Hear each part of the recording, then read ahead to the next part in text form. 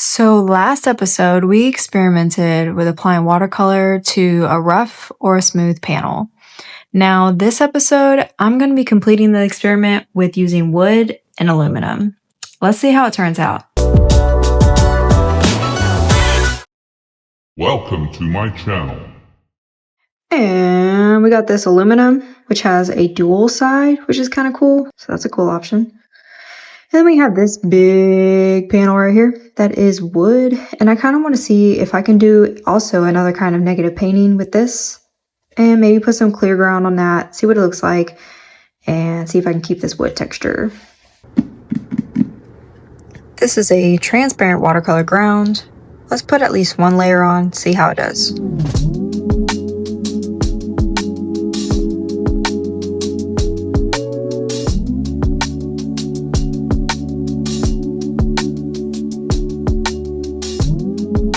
Okay, I think that's one pretty solid pass. Feels even. It might not look even, but I think that's just because of the wood texture. It's a little rough. It's so shiny.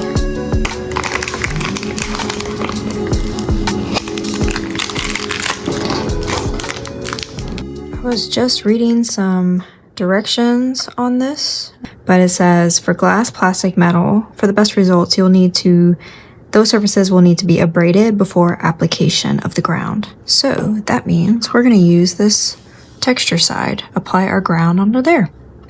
Let's try it.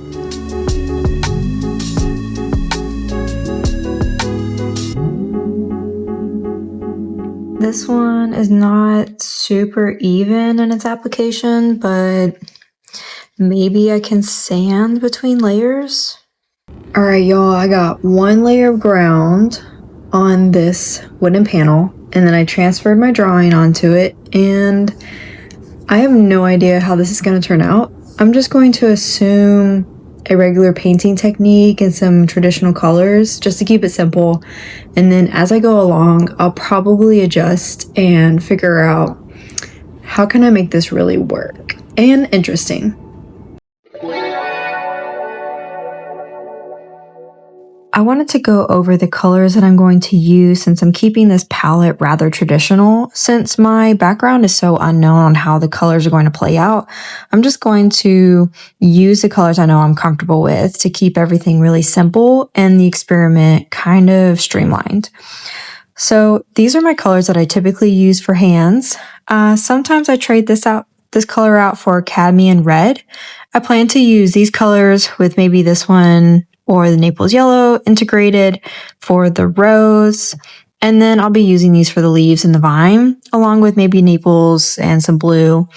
So really the idea is I put all of my colors on this palette, and then I don't worry about mixing them up because by using all of the colors kind of together, it creates a harmonious painting. That's a really great simple strategy in order to create a more cohesive painting, is to allow some of your colors to mix in with the others and to kind of create an overall mood, tone, and just great vibe.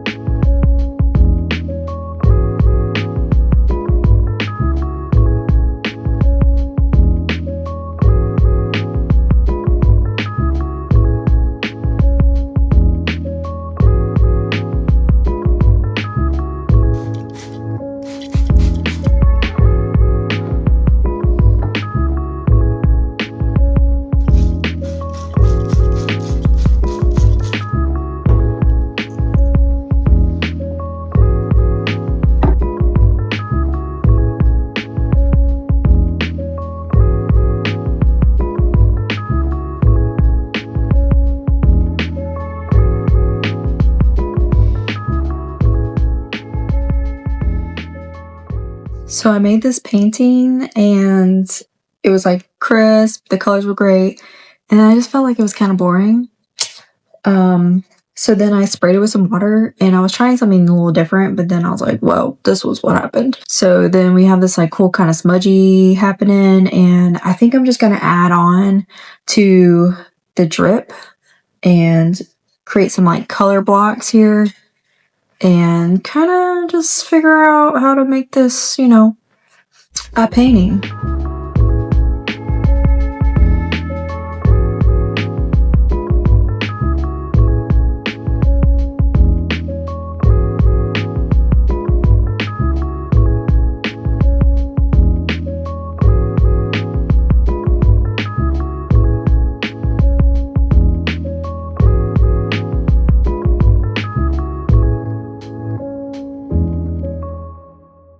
Most of my work is very vibrant, has a lot of contrast. This one, I played into the texture of the wood that it was giving me, making everything really faint. So I decided to kind of just do some wash on the background because I wanted to keep the wood texture in that background visible. Yeah, this one's definitely really different than what I've done in the past, so I can't decide if I like it or not or what to do with it. So I think I'm gonna leave it as is and then stare at it long enough until I have another idea. But if you have an idea, drop it in the comments. But for now, it is done.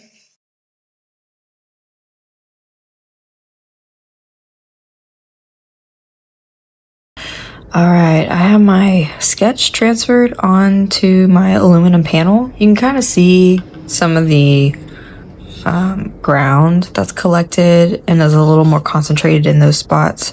I'm not going to bother sanding this and just see how it does in those areas, just kind of as my experiment and document how this goes as is.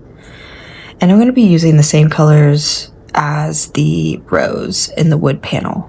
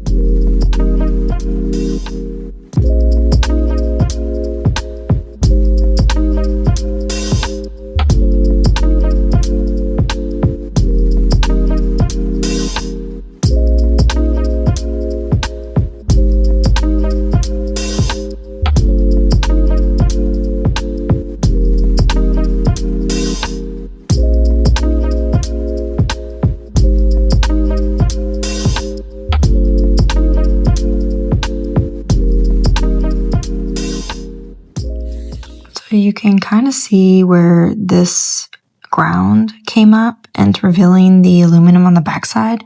So that tells me that it's going to be really easy to scratch through. And I think I'm going to change my tactic on a few things and scratch through on some of this.